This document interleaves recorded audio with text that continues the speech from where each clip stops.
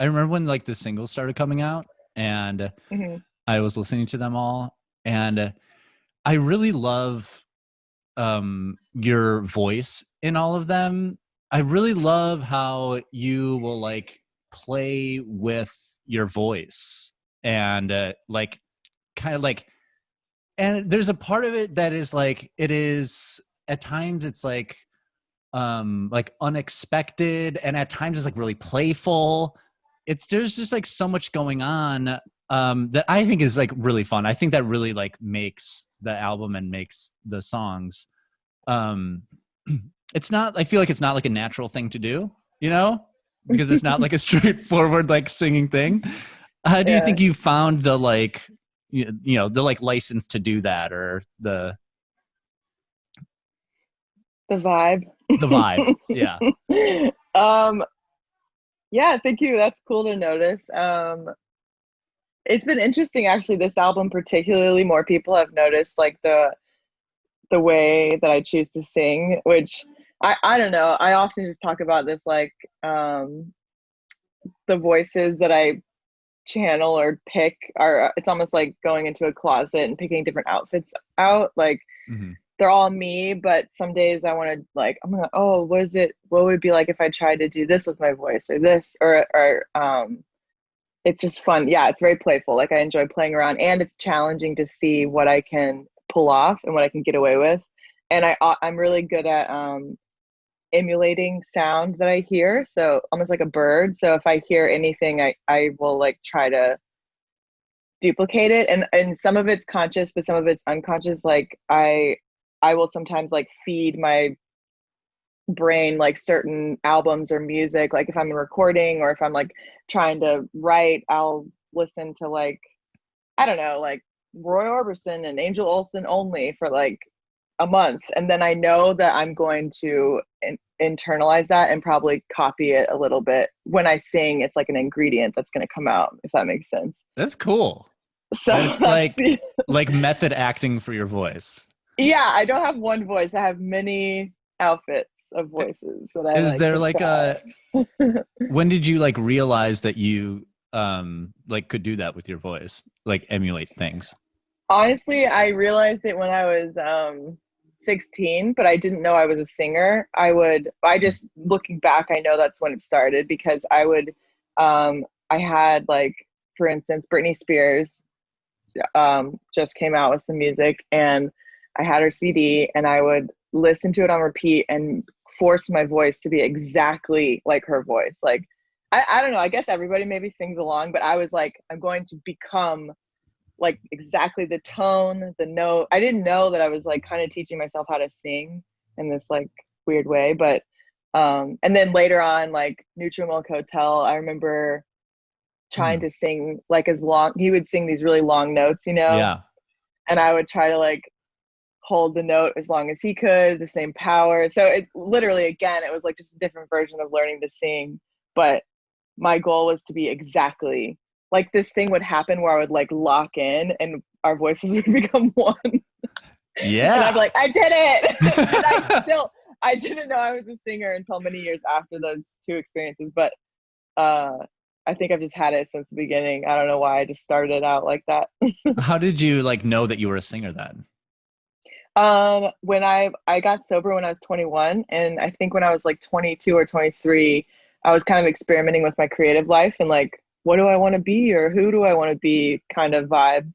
And I was writing. The writing came first, and then the singing. I was Mm. writing, and I was like, oh, this writing sounds like lyrics. It was like so childlike. And then I don't know when the moment was where I was like, and now I will sing them, but I started singing and then let someone hear me one time, like by accident, and they were like, "Oh, you can sing," and I was like, "No, I can't." You're just being polite, and and then I started doing like open mics randomly. It was like really scrappy, and I didn't believe everyone for like about a year. They would be like, "You have a great voice," and I just thought, this is what people say when they don't want to be rude.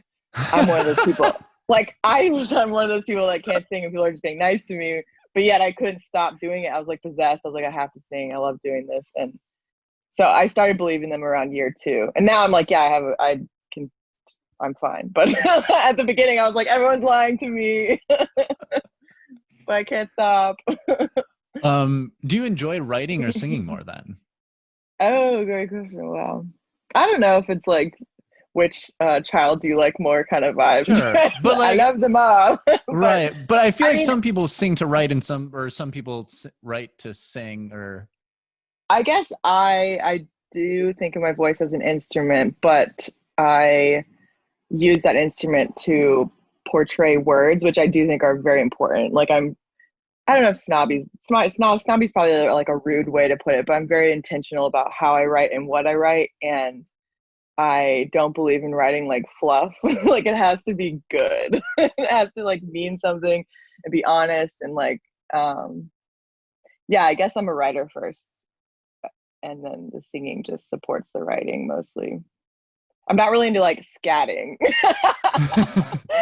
Like just using my voice to like scat around. But I could do that. Yeah. Who are some of your favorite writers? Oh, I there's so many writers. I was like, which kind? Maggie Nelson. Maggie Nelson's amazing. Um, like in novel world, I guess like Maggie Nelson. When I was little, I used to read a lot of like Ray Bradbury and Philip K. Dick. I was like really into like kind of dark ass science fiction for a child, and I didn't really realize I didn't know I was reading dark science fiction until I was older. I would go back and read some of the books I was reading. I'm like, damn, this is kind of creepy and realistic. Sure. It's prepared you. Yeah, it prepared me for literally. Actually, yeah, it really did, because that is like literally a Philip K. Dick novel is unfurling today, Right. 2020. But I don't know. I guess songwriters, a lot of the old country. So it's mostly like songs, like Patsy Cline, a Hmm. couple of hers. It's just like like how did someone write such a perfect song? Maybe a Johnny Cash song here and there.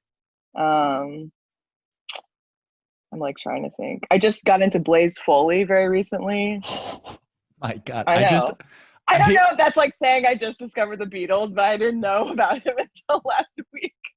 I I for my birthday this year, I wanted or last year, I wanted to do karaoke, but I wanted to do like old sad country karaoke. And Yeah. I was like, no one wants to hear this. Like we're going to go into a bar and it's just like, it's me and my buddies want to do clay pigeons, and Yeah. I was like, and so I bought a karaoke machine so that we could do Blaze Foley in my living room and not annoy everybody. Yeah. I'm so bad at karaoke. Blaze is a real one though. He is great. Yeah. If I could fly, I've literally listened to it maybe 200 times. Like I'll probably listen to it 5 times today. I'm obsessed with that song. His voice. It reminds me of Eric's voice actually in Dead. Hmm. Eric. What I would love to like there's a question at the end where I will try to like point us to a song so that we could play like this part. You like play you talking about a song on air and then we can play the song. But I would love any Okay. excuse to play a Blaze Foley song. So what Yes, play that song. Oh so God, what play If I is Could it that Fly. like I feel like real ones know with Blaze Foley and like what is it about him and the song do you like? Well, If I Could Only Fly, particularly, it's a song that the writing is really smart and it's simple. I think simple, smart writing where there's only a couple words, but it says like you're like, oh my God, this is relatable on many levels. And sometimes like yeah, it's a song that makes you want to like cry smile is how I've been putting it. Like I just want to cry, but I feel happy about it when I'm listening to that song, and it makes me have like an emotional response. And that is the kind of writing that I would like. I want to make people cry, not like in a bully way, but like in a beautiful, like very touching, moving sort of way. So I really appreciate music that pulls that heartstring. Um, in a real way, not like in a candy way. Because some songs, you know, like they're like candy, and you want to repeat them over and over and eat them up. But then there's ones like that, yeah, If I Can Fly, where you're just like, I am so deeply moved by this relatable writing that's like so many different emotions. It's also it's hard to talk about too when you really like a song or a piece of art. It's like hard to put into words because the point of why it's so good is that it doesn't need, you know, to be explained with mere human ass language. What is the song about? Okay, so he's talking about being lonely in a way that sounds cool, because loneliness is sometimes, I mean, I find it to be embarrassing, even though it's like everybody's lonely, but he's talking about loneliness in a way that sounds cool. He's talking about maybe wanting to be with someone. I relate to it as a touring musician, because he talks about being on the road and like wishing he could take this person with him when he goes again, and like, damn, do I relate to that? Like, always leaving. I'm always leaving. I'm always coming and going, whether it's like romantic or friendship. Like, my communities are everywhere, and I'm like never in one place very long, except for this year. But yeah, I don't know. It's like loneliness in a cool way. I think he does loneliness really well.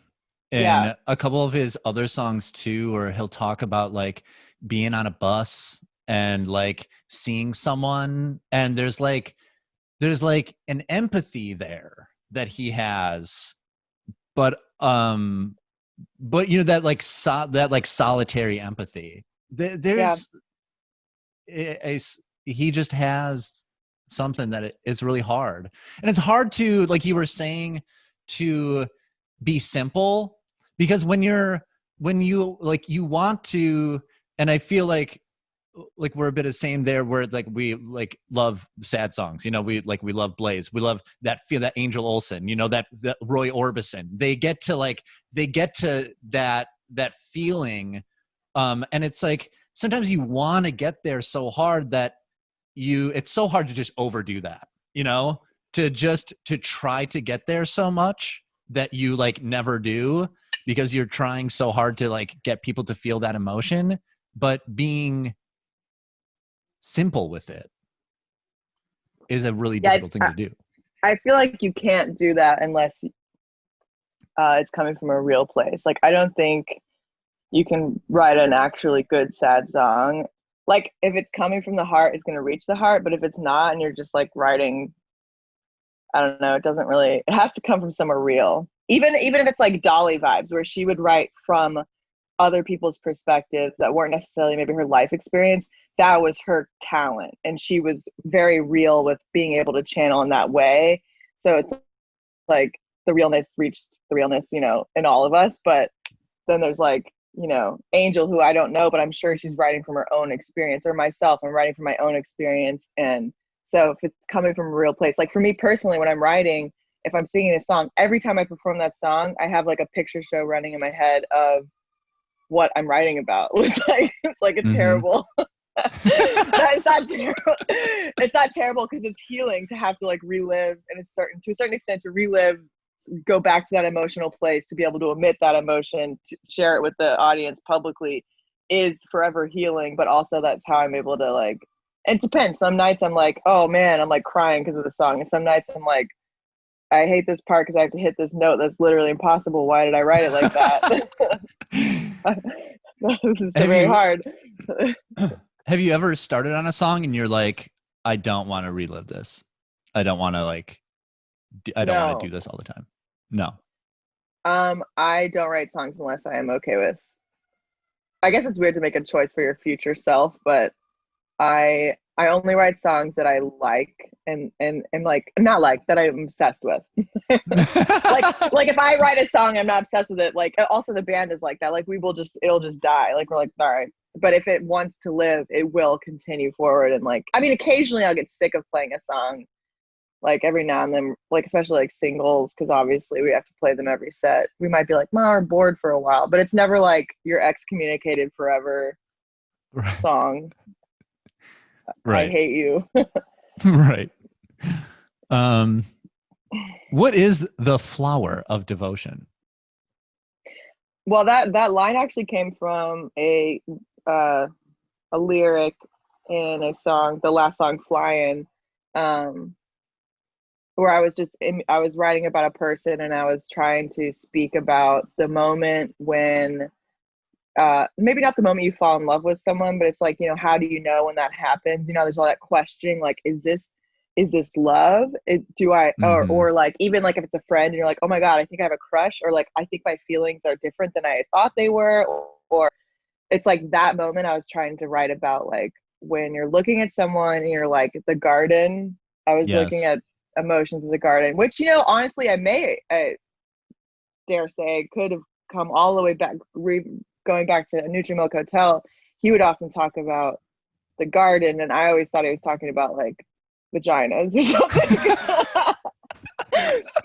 Like sex parts. Like I always thought he was like metaphor. I actually don't know. This might be like too of a deep dive, but I was using the No, garden never. metaphor like for emotions, and seeing different flowers bloom, like in the seasons, things are coming up, and the flower of devotion was one, and like wanting to be devoted to someone. It's like very powerful, like the word love, but I don't hear the word devotion used very often, Yeah. I guess, these days. And also it's like it could be used as like almost a religious term, like.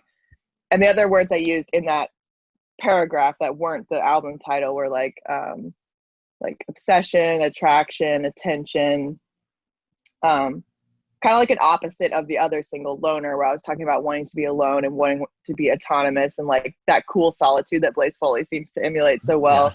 well. Wanting to be that person, but writing from the place where I wasn't quite that person yet. I was more the person in the song Flying, where I was like obsessed, interested, attracted, devoted, to people, maybe a little too much. I think that is like, that's one of the hardest emotions to figure out when you're talking about like, what is this? Because it's like we have this word love that's like, what the fuck does that mean? And when you like break it down into like, love is devotion and obsession and lust and caring and sacrifice. That is like, to feel like, what am I feeling when I have this singular word that is supposed to like mean this thing that I'm not quite sure what it means. I think it's smart to break it down like that. Yeah, it's got a lot of facets. Yeah. And I mean, our band, generally we talk about love a lot, and we talk about it from many angles. And like, me and Jason used to date. So it was often we would talk about the love of our romantic relationship. But now it's like, we don't date anymore. We've been broken up for like 3 years, like, but we're still devoted to each other. Like me, Eric, and Jason, as like a friend family, like we've been around each other for 6 years or something. Like so long in my mind. Like that's a long ass time. But like, and we've gone through all these different levels of like, yeah, devotion, intention. Like there's love. Love is like the word God. It's just like too big to discuss. Yeah, It's like, for sure. but everybody can relate to it. Everybody wants it, whether they want to admit it or not. And everybody does have it to some extent. But it's like, I like looking at it from all the different angles and like trying my meager attempt to write about it, it's such a big thing to try to capture. I think that you've done a great job. To We're like already like 25 minutes in.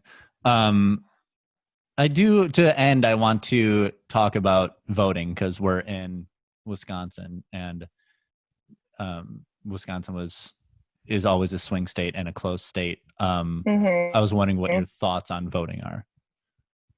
Yeah, vote. If you're young, if you're old, if you're in the middle, we gotta get that guy out of here. God, he's gotta go.